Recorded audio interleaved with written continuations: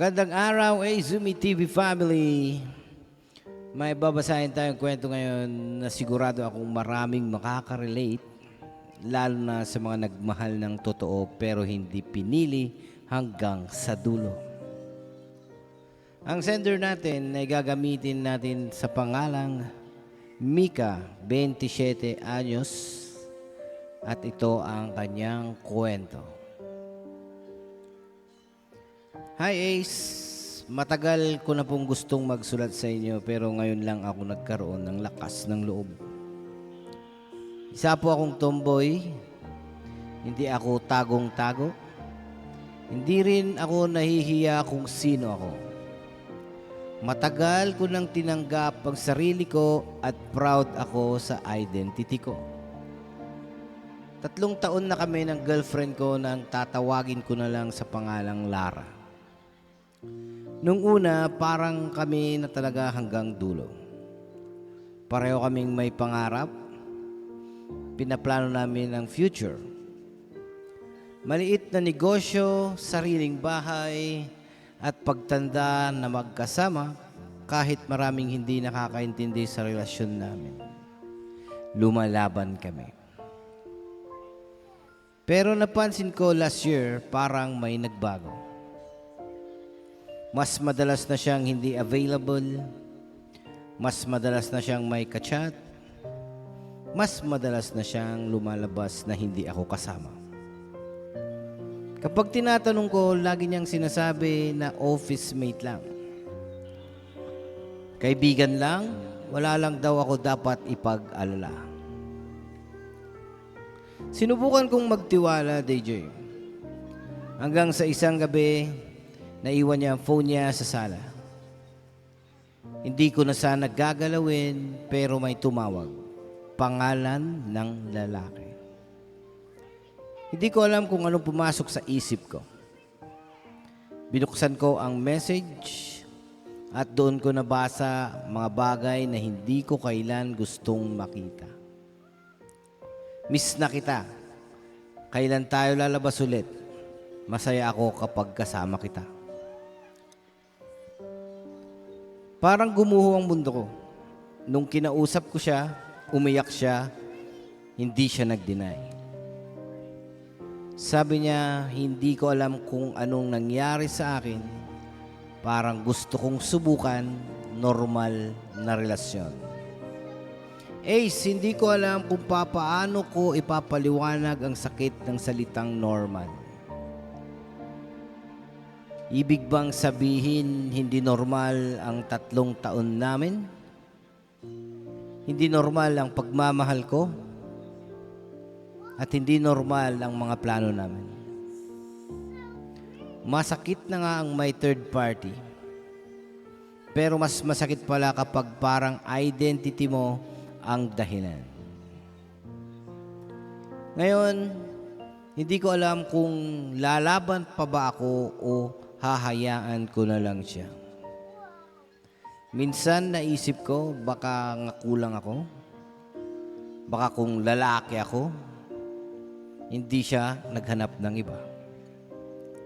Pagod na ako kakaisip. Mahal ko pa siya pero pakiramdam ko, hindi na ako ang pinili. Azumi fam, huminga muna tayo. Hindi lang ito kwento ng third party. Ito ay kwento ng self-worth, identity at paninindigan. Mika, una sa lahat gusto kong malinaw sa'yo ito. Hindi ka nagkulang. Ang pagtataksil ay hindi kailanman kasalanan ng taong niloko. Ito ay desisyon ng taong nanloko. Hindi mo kailangan baguhin ang sarili mo para maging mas normal sa paningin ng isang taong hindi sigurado sa sarili niya.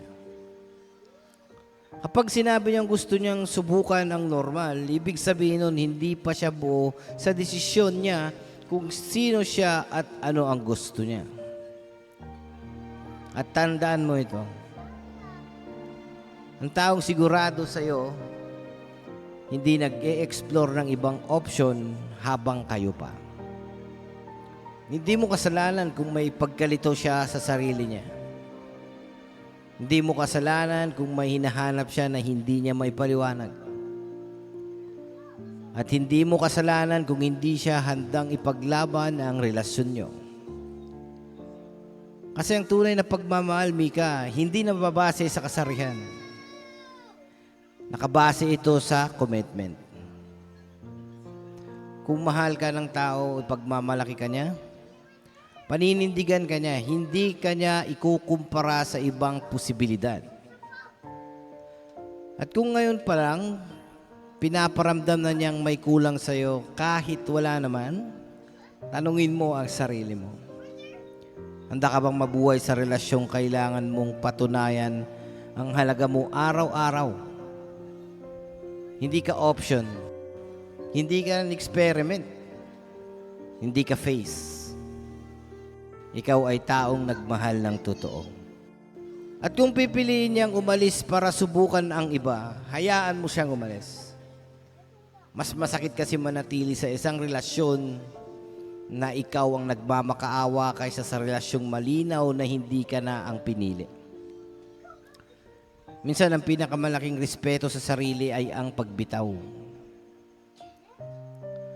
At kung sakaling bumalik siya kapag nasubukan na niya ang gusto niya, tandaan mo, hindi ka fallback plan. Karapat-dapat ka sa taong pipili sa'yo ng walang alinlangan. May kasabihan tayo guys, na ang pagmamahal ay hindi tungkol sa kasarian kundi sa paninindigan. Kapag mahal ka, hindi ka ikakahiya. Hindi ka pinapalitan at hindi ka ginagawang option. Pipiliin ka araw-araw buong puso, walang pag-aalinlangan. Kung nagustuhan nyo ang kwento at may maidadagdag kayong advice para kay Mika, mag-comment lang sa baba kung ano ang may papayo ninyo.